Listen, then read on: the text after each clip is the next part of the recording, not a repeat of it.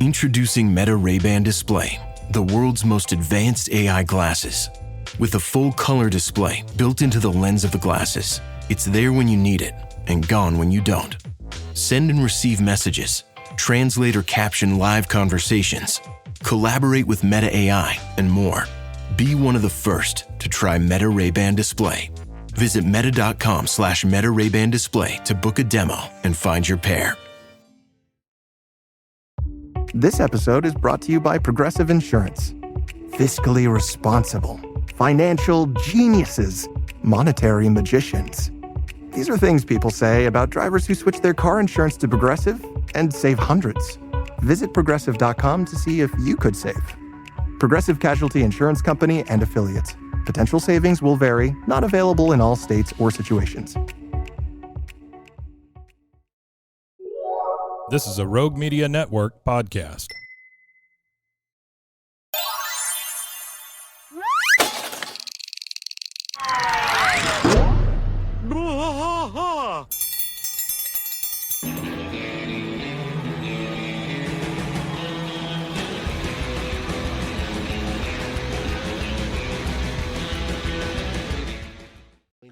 Hello there, hi there, ho there. Whoa. Whoa. King of the Hill podcast. I'm Mike. And I am Rusty. Everybody out there, welcome to October and welcome to a That Ain't Right episode on a Friday. I hope that your day is going well and that you have nothing but hope in your heart for the 15th season to come quickly. I tell you what.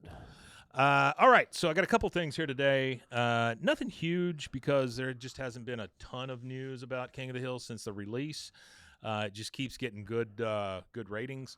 Now, I did read yesterday that by the end of the year, Hulu will be completely enveloped into Disney Plus. There will be no more Hulu. Yeah. And they've already started that. If you go onto the Disney app, there's an entire Hulu channel on there. Yeah. You know what's funny about that? I read an article about that.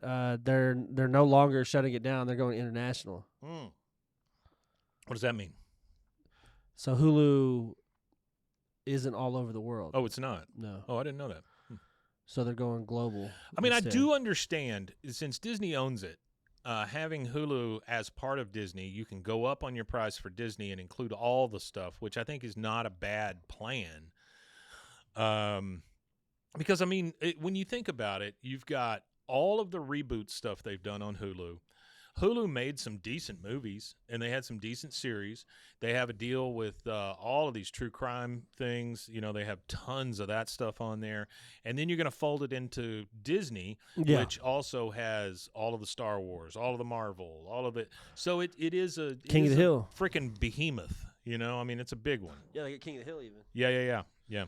That's how big they are. They've got everything that you've ever watched. I've got a couple of articles here. One, they're both from Cracked. Because we know folks over there, and it's been nice dealing with them.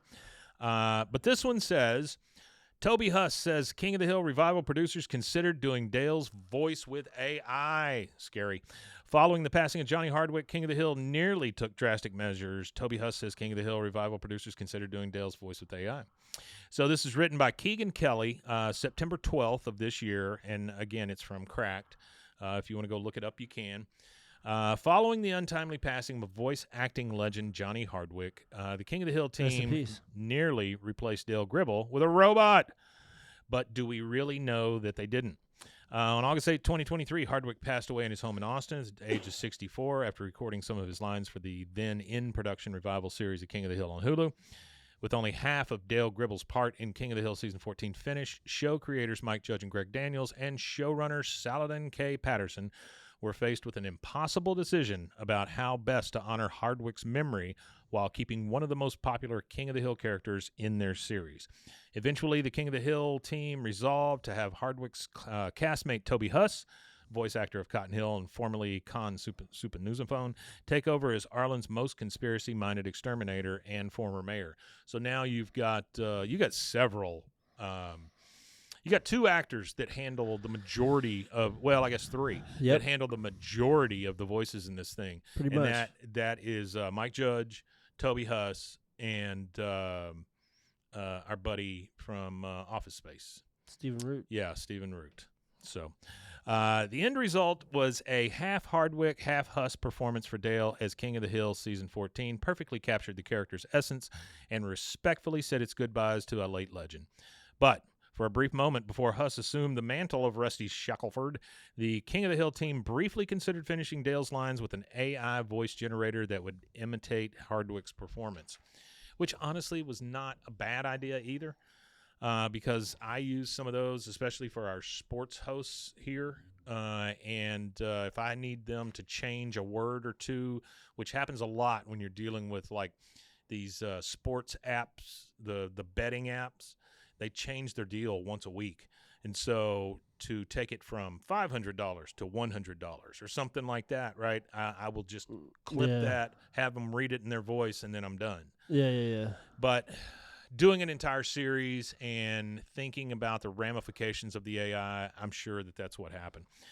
Considering how Dale's fans reacted to promo picture that showed him using an electronic vape, that would have gone over about as well as if King of the Hill announced that Dale got a COVID shot. During a recent talk with Hobo Trashcan, Huss recalled the behind-the-scenes conversation at King of the Hill that led him to taking over as the voice of Dale Gribble, saying of the part, they recorded it with Johnny doing a few episodes, and then sadly our buddy passed away, and they were going to use AI for his voice. Considering how the use of AI is one of the most hotly contested issues in the voice acting business, such a move would already be controversial in a vacuum, but to use a robot to replace the defining human voice of conspiracy theorists and TV comedy would have been downright cataclysmic for the tinfoil hat community. I think they're right about that. I think so too. I watched a video the other night about AI trying to kill a guy. They were going to shut it down, and it reasoned, and it overrode the idea of being ethical because it was an existential threat. So it blackmailed the person by talking about it. They inserted all this information, right, in these emails that it had at Scour. But it found out that one guy was having an extramarital affair that they had made up, right? And so it came up with the idea on its own, not prompted, that it would blackmail this guy and say, if you shut me off, I'm going to send all this stuff to all the people you know, which, holy crap, right? Which, if he put its emails in there, it would have access to all of his contacts. That's what I'm saying, yeah. And then secondly, when that didn't work, it resorted to trying to get a guy to go into a room that had no oxygen and lock the door behind him. It was literally going to kill the guy. That's crazy. It's frightening is what it is. Yeah, it is. It is some scary stuff. All I've right, read some crazy stuff too. Then they thought they were going to have Stephen Root and Pam Adlon and I read sections of scenes with Dale, and then they were going to pick the nuances of our readings and then just plug that into the Johnny AI and have it like that. Huss remembered, but thankfully the King of the Hill decision makers wised up to the human alternative. I read Dale at the read-through one day, and they thought I may be putting words in their mouths. Well, that's not too far away. Toby could probably do Johnny. Huss continued, I got a call, and I was driving around, and I said, hey, do you want to do Johnny? He said, yeah, that'd be great. And so Huss' solid Hartwick impression saved Dale from turning into a soulless robot, and the secret to Huss' success in the role lies in some good old-fashioned human voices. Huss revealed the key ingredient to doing a convincing Dale, explaining, I think Johnny and I, in the course of our lives, smoked just about as many cigarettes as each other. Thank God Dale didn't switch to the Elf bar.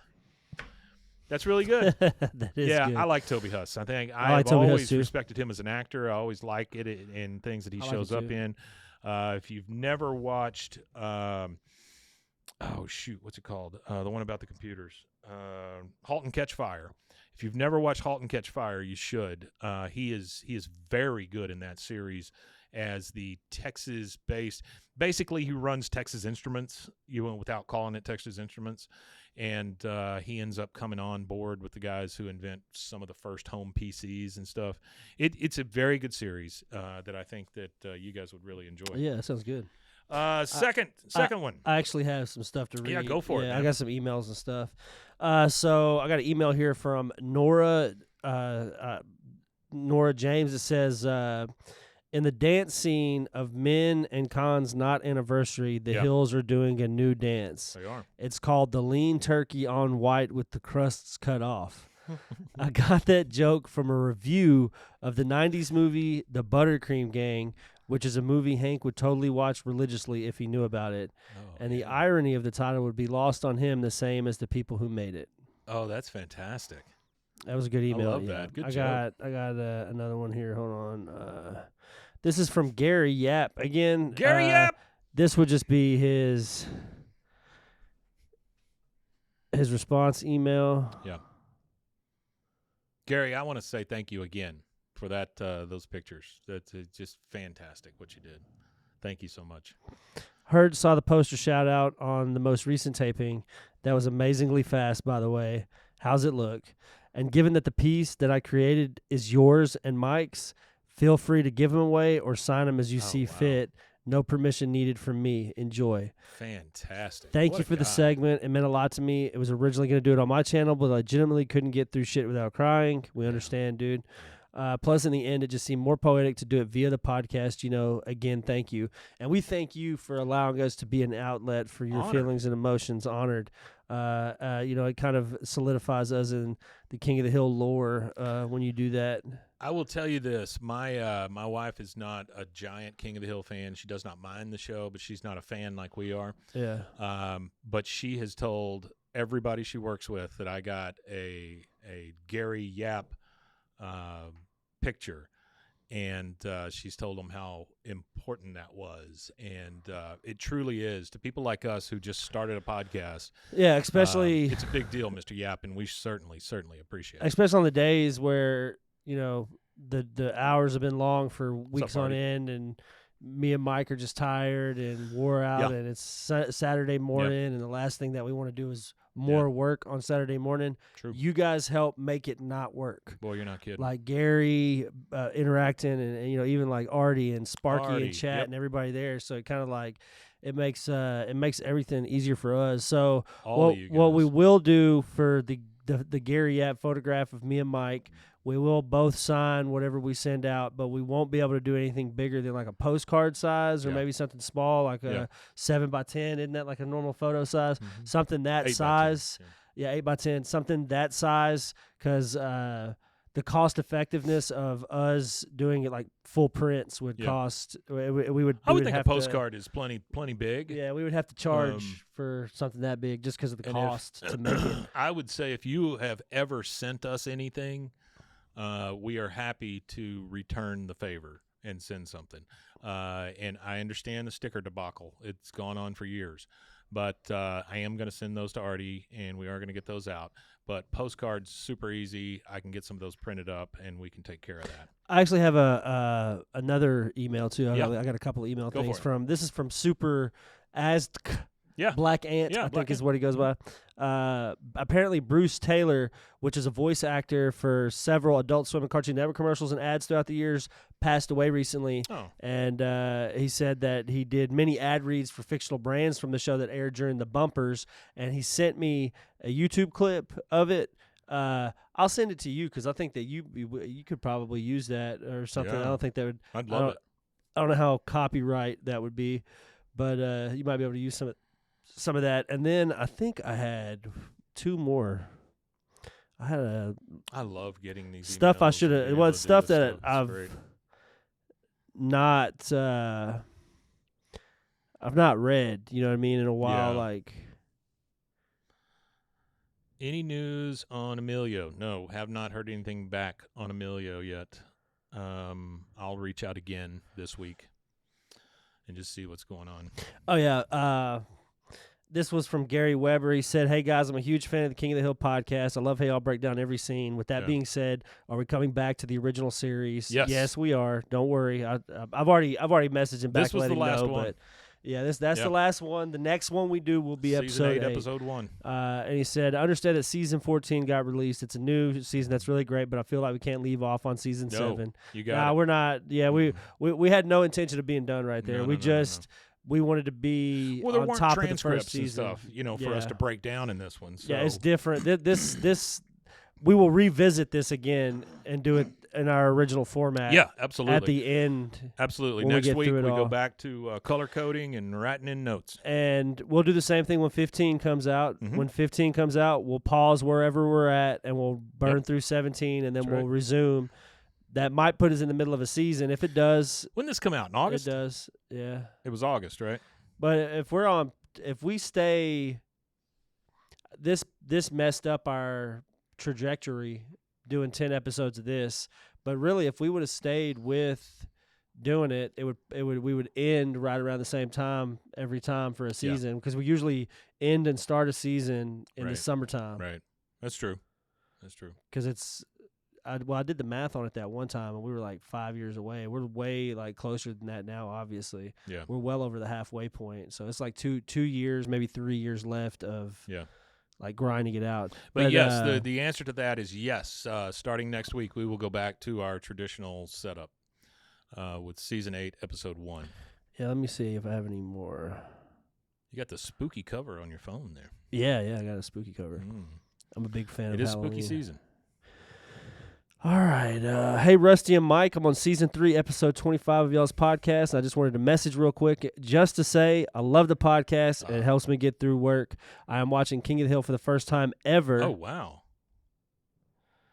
First time ever. That's amazing. And he's using our podcast as like a this is the first confirmed usage of our podcast as a watch along piece. Yeah, it's a companion piece. So he said, for the first time ever, I watch a few episodes at home and then listen to the podcast at work. So at the house, he'll listen to 2 or 3 episodes, and then when he's at work, he'll catch those episodes on the podcast. Yeah, thank you. His name is Ace. He said, Thanks, I just Ace. wanted to message y'all and thank you guys. Got a great name, too. Yeah, we appreciate you, bud. Thanks for sticking around with us and checking us out and stuff like that. We appreciate you. I don't think I have any more. Hold on. Let's see here.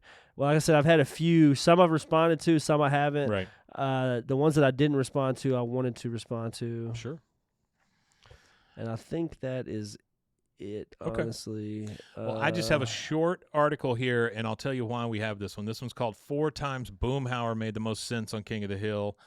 It's from August 2nd, 2025. This is by Brian Van Hooker. This is our hookup at Cracked, and we were part of this article, so I just thought I'd read it to you guys.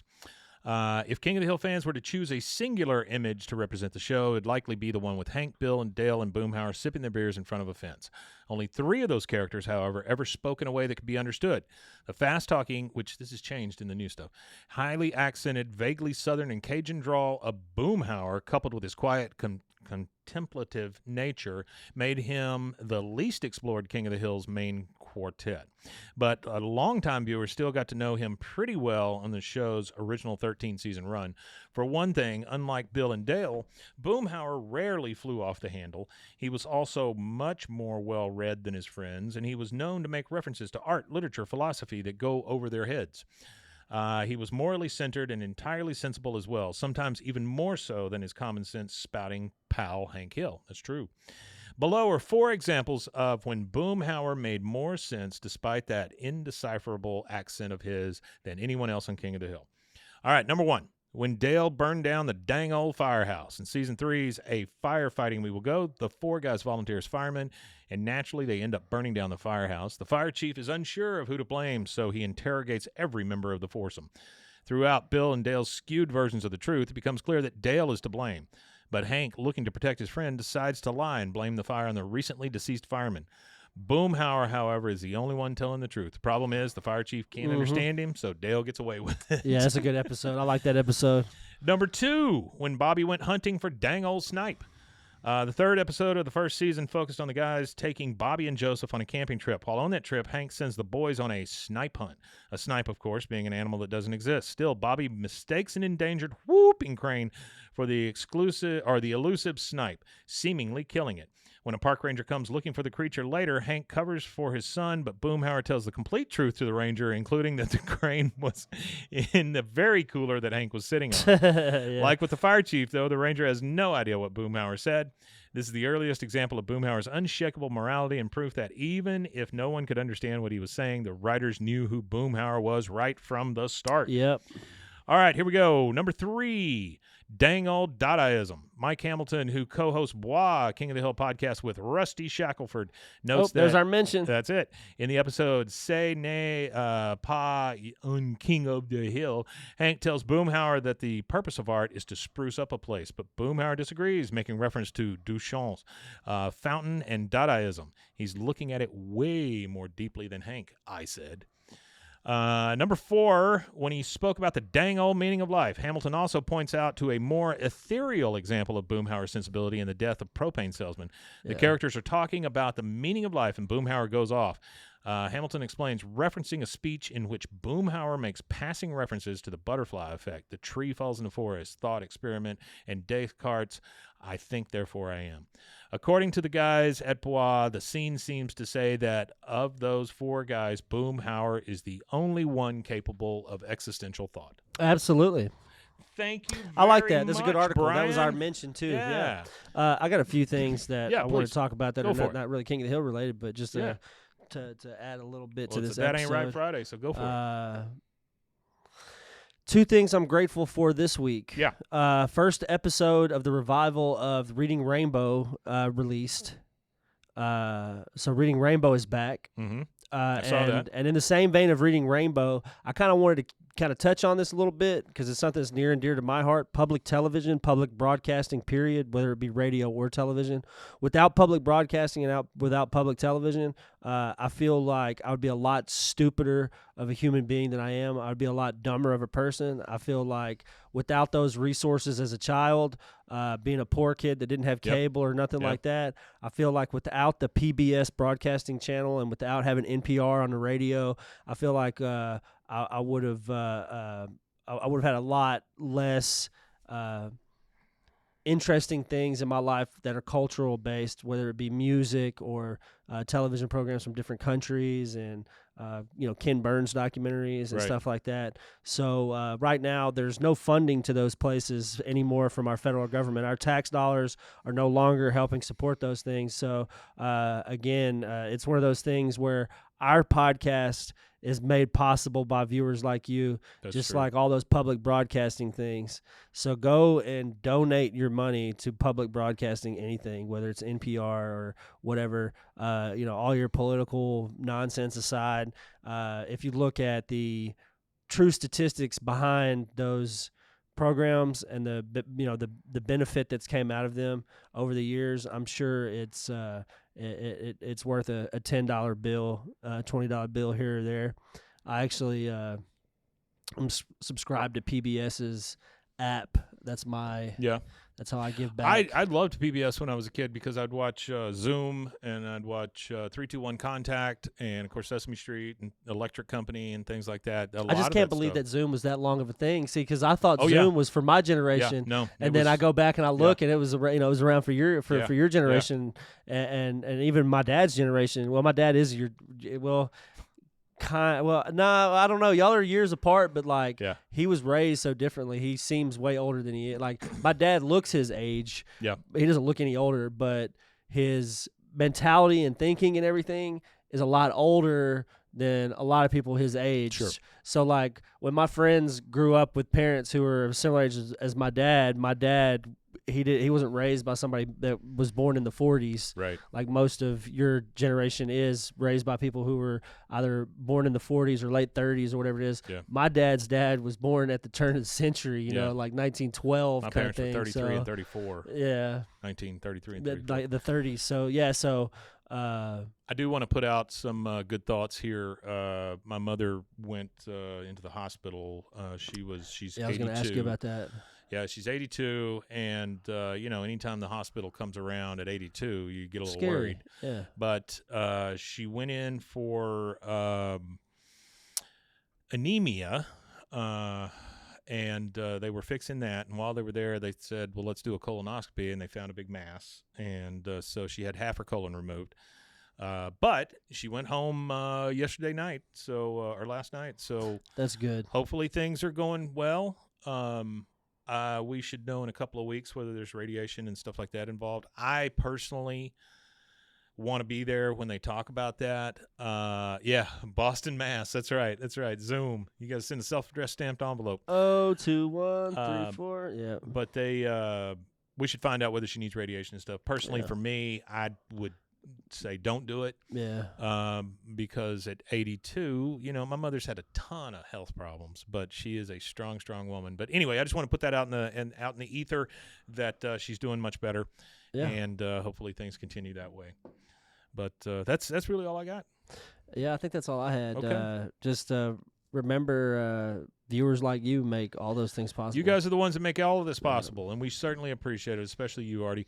Thank you guys for being here. And thank you. You want to tell them where they can find us? Yep, you can find us on Boston, Mass. 02134. All, if not most, social media at BWAAAKOTH.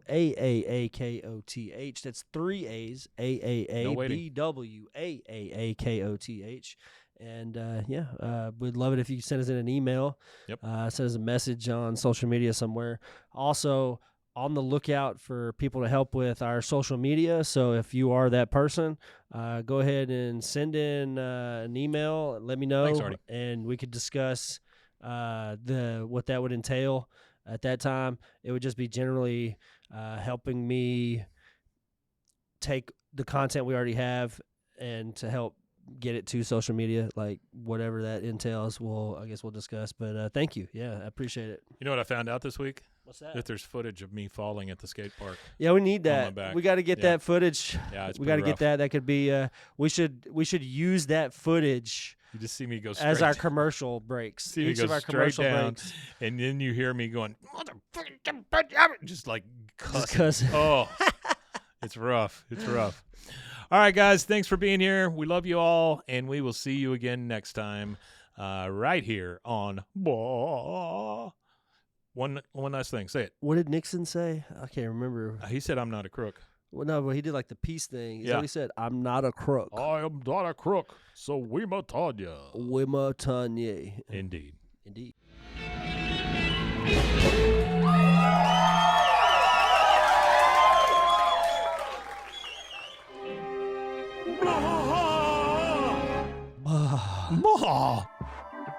This has been a Rogue Media Network production.